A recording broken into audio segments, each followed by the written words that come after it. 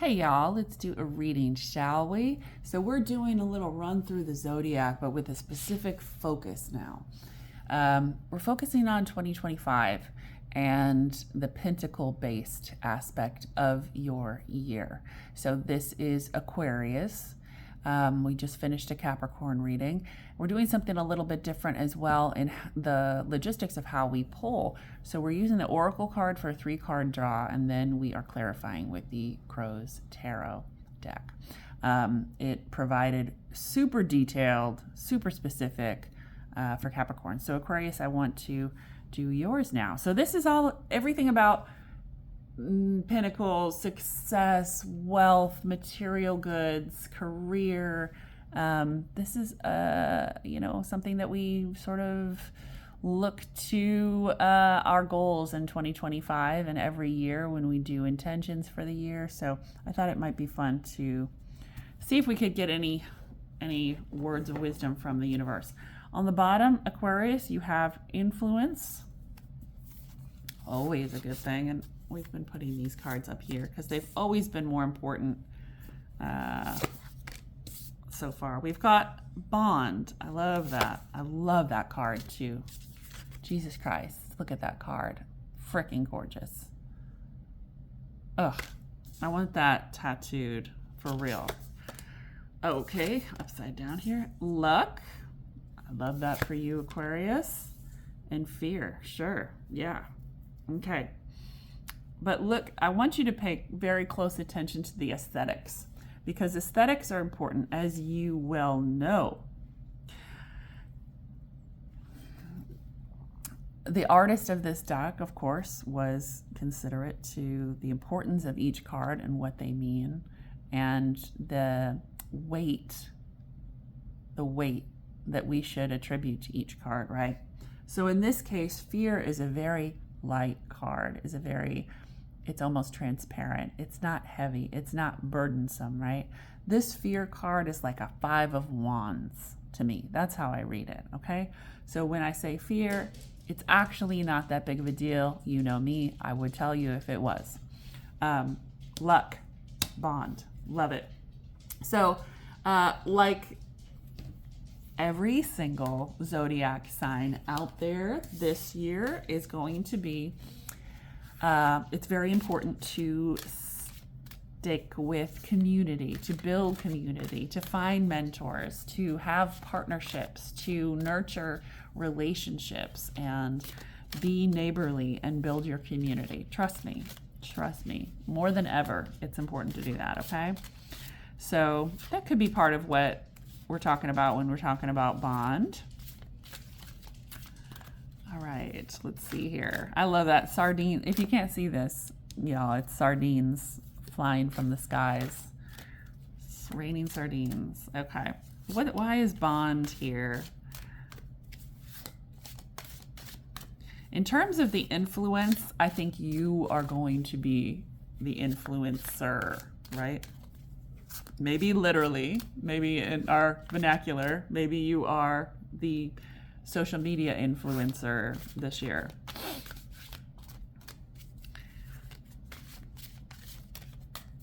Why is bond here?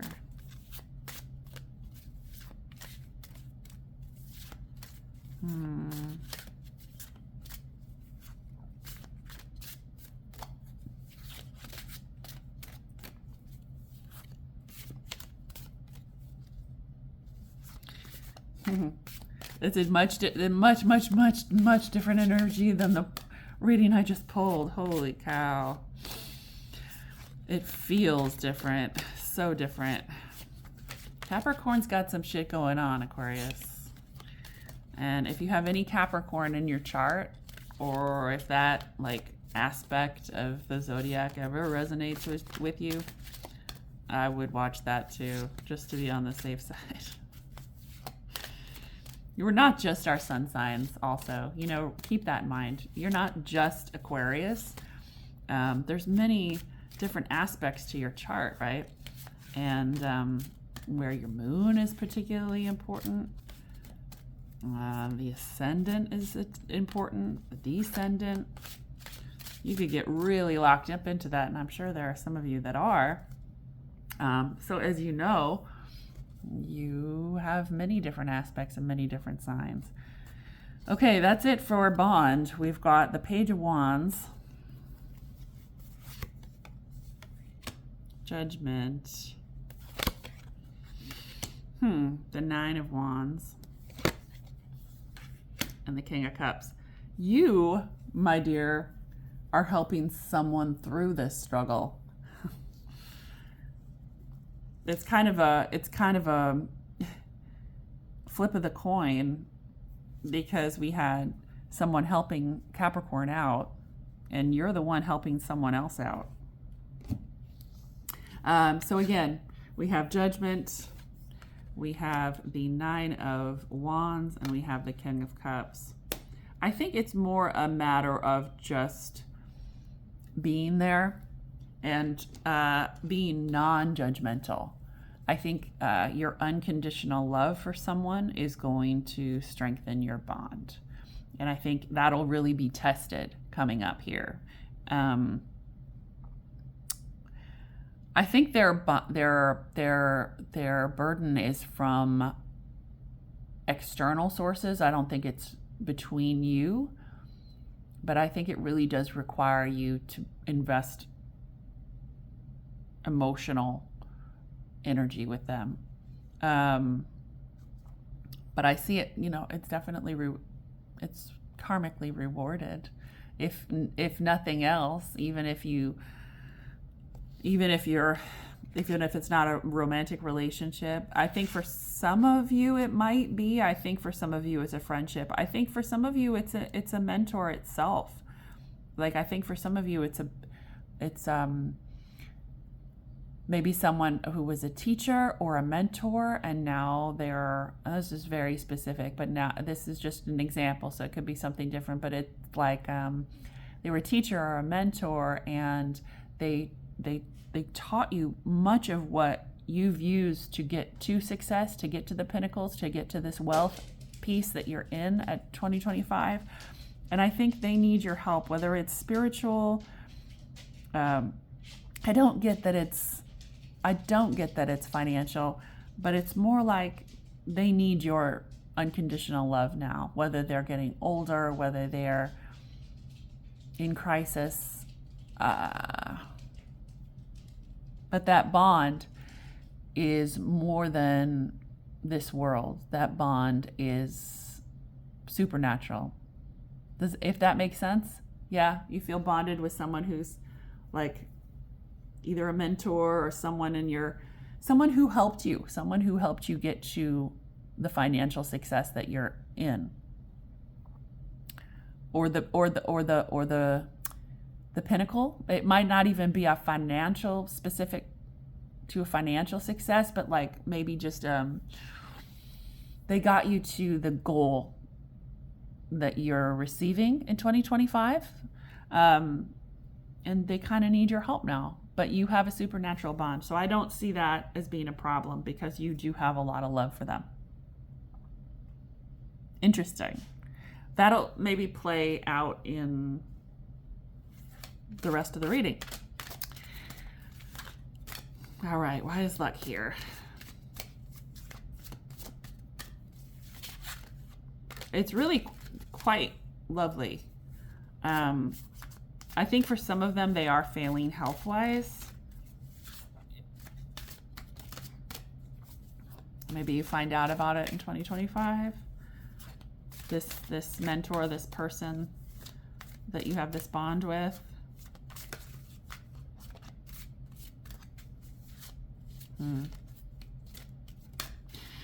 Okay, luck. Why is it here?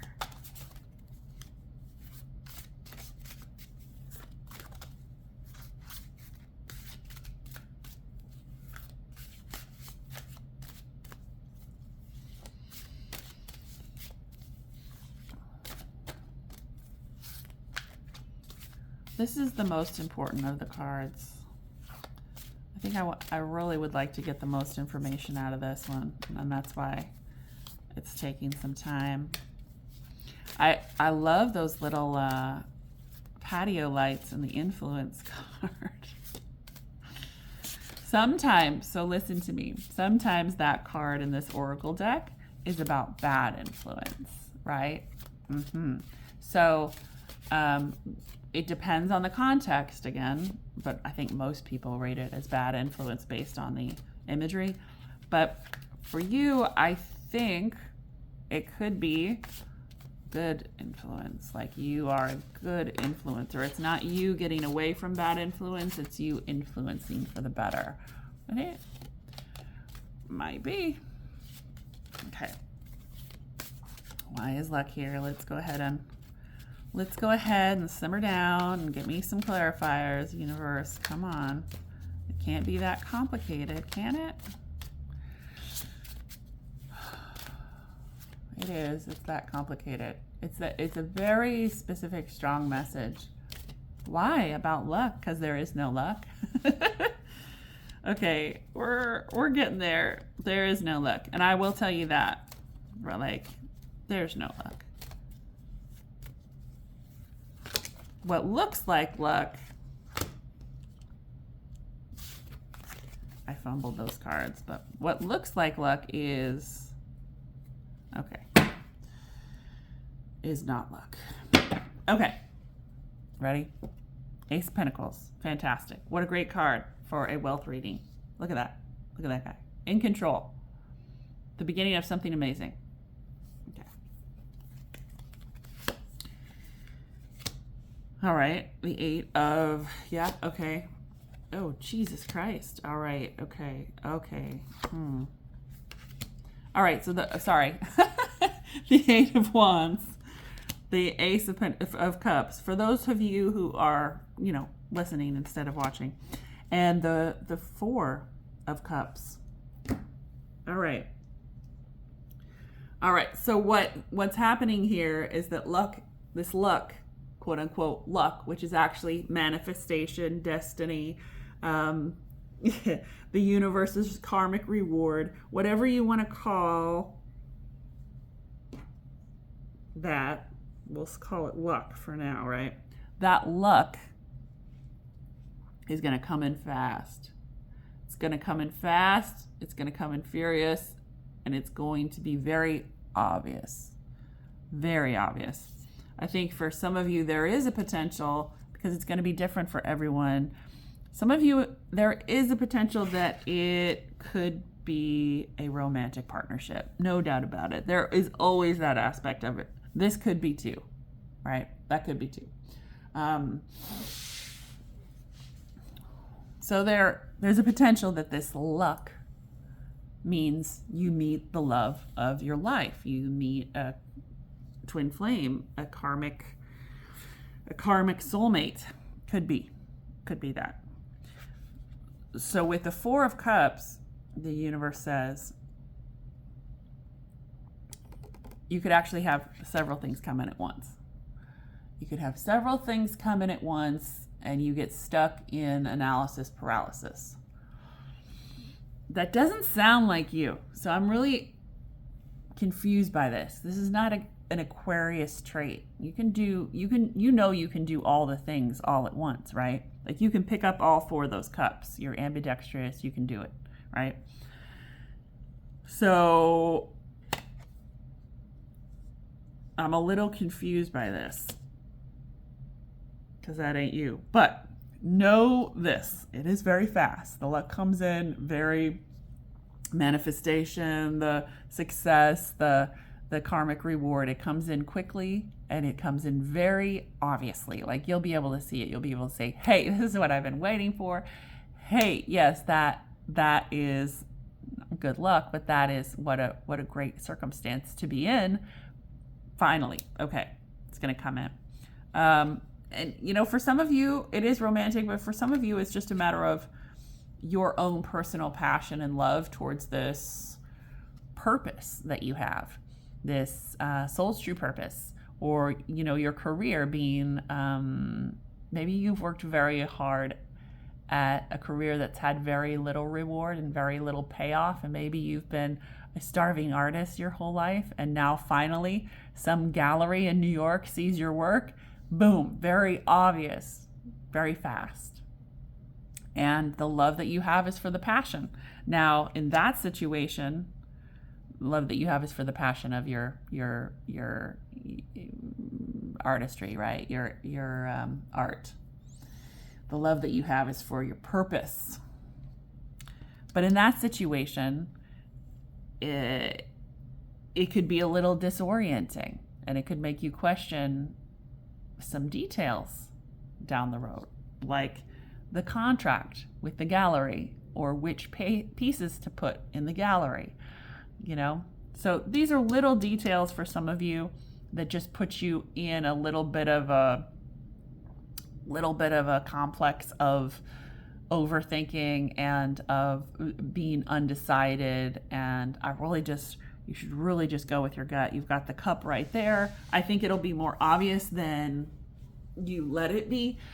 But I do get the overwhelming part a little bit. Some of you might be a little overwhelmed by this. In that scenario where the New York gallery finds you as an artist and asks you to be part of their world, and you might have some, do I move to New York now? Do I sign this contract with them? Like, do I negotiate the commission or the my cut of the sales, or is it pretty much standard? Like, there's a lot that you don't know that's going to cause some questions. And this, I'm being specific with the artistry so that you can sort of get an analogy going. But it could be anything. You don't have to be an artist. A lot of you guys are artists, even if you don't admit it. You're artists in your own way, even if it's just with your wardrobe, right? But there's a look. There's a look. And I really do get that social media aspect, that influence aspect. Aquarius have a very visually compelling story and attitude for these next couple of years. If you are the poster children for 2025, 2026 of sort of this alternate reality to, everything else that's going on that we won't talk about, then great, right? Great. Okay, that's all I'm going to say about that. Just don't get into your head too much when this comes in, because you've got some good shit coming in. You've got some really good shit coming in. My voice doesn't get that high all the time. You got some good shit coming in. So please don't get too much into your head about it. If you need to, again, talk to this person if you can, if they're still with us. Talk to, you can talk to people who are no longer with us. I don't mean that, but talk to mentors, talk to other people who are in the business. Realize that your power now, once this luck happens, your power and your ability to collaborate with higher level, top shelf kind of people is now there. Okay? So you don't need to go ahead and, it's kind of that, you have access that you didn't have before as well. That comes with this. So if you want to use that access to cultivate mentorship and to cultivate people to talk to, when you get into those 4 cups, when you get into that indecision and that analysis paralysis, then do it. Call on those people. You have much stronger, much bigger networks than you think you do after this happens. Okay. People will take your call. You know what I mean? All right. Fear. Why is fear here? I love this for you. It's these cross readings with the oracle cards. They are very, very deep. We're going places we never went before. All right. Why is fear here? Why is fear here? And this is a story, That's what I love about these readings. We did a reading, it was just the other day. Of course, I can't even remember what it was for, but man, it was very unusual in the fact that 5 cards turned into 3 very different stories, 3 very different personalities. 3 different messages for 3 different people, types of people, you know. Very disconcerting for me, but I hadn't read in a long time, so everything wanted to come out at once and it was a mess. But we got some good nuggets out of it. It is definitely, it's the most recent reading on the channel. Oh my gosh, why is fear here, universe? You're killing me. Come on.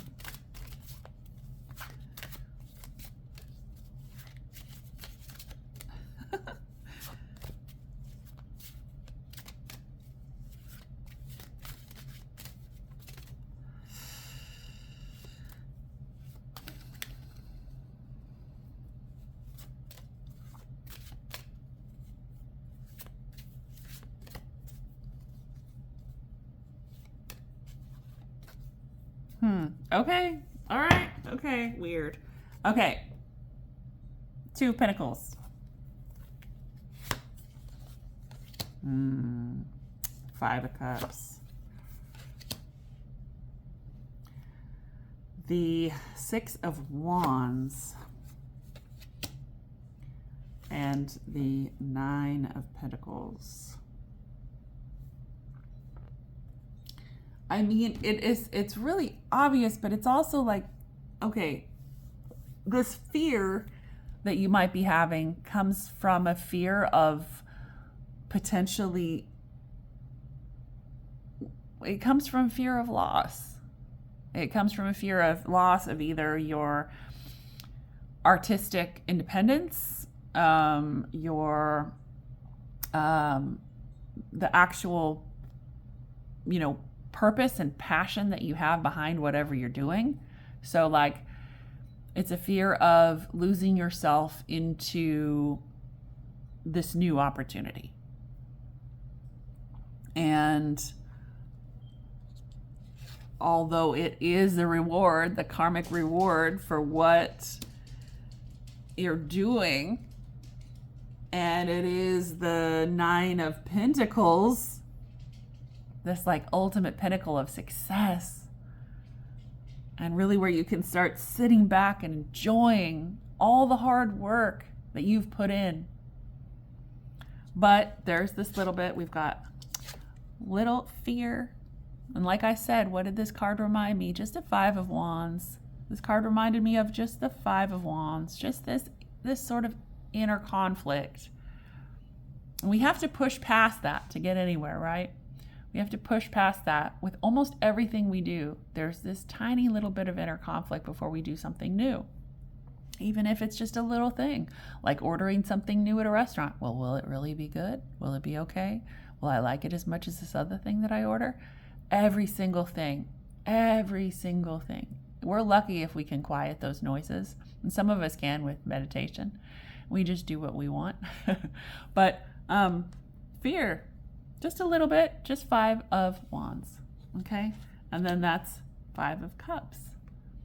Yeah, what are we scared of? We're scared of losing love, of heartbreak. We're scared of being heartbroken over our decisions, a little bit, but not much. I wouldn't let that stop you, because what do we have but an escalation here? So we have an escalation. When you move through the 5s, then you go to the 6s and the 7s and the 8s and the 9s, and it's an escalation of control, of keeping what we have, of celebrating that success after the difficulty, all right? There's always going to be a little bit of fear when a situation like this happens, because regardless of whether it's good or bad, we're programmed to not really like change that much, right? It keeps us safe sometimes, or at least it did when we were primal beings in caves.